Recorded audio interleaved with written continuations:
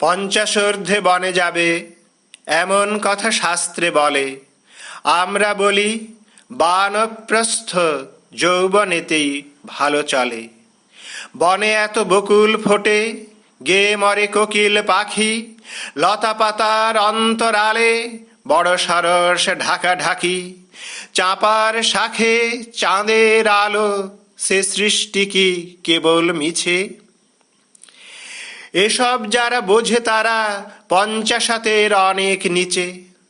পঞ্চাশোর্ধ্বে বনে যাবে এমন কথা শাস্ত্রে বলে।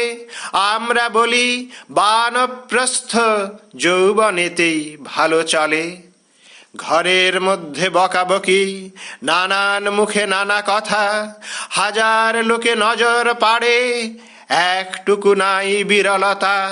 সময় অল্প ফুরায় তাও অরসিকের আনাগোনায়, ঘণ্টা ধরে থাকেন তিনি সৎপ্রসঙ্গ আলোচনায়।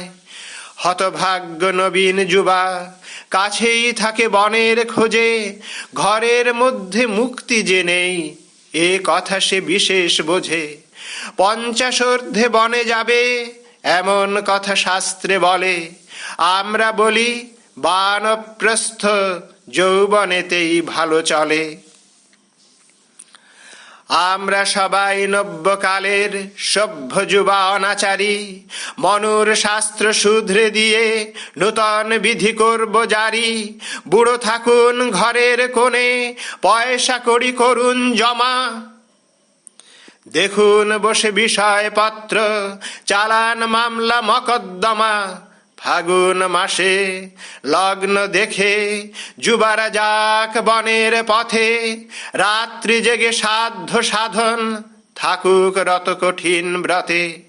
পঞ্চাশোর্ধ্বে বনে যাবে এমন কথা শাস্ত্রে বলে। আমরা বলি বানপ্রস্থ যৌবনেতেই ভালো চলে।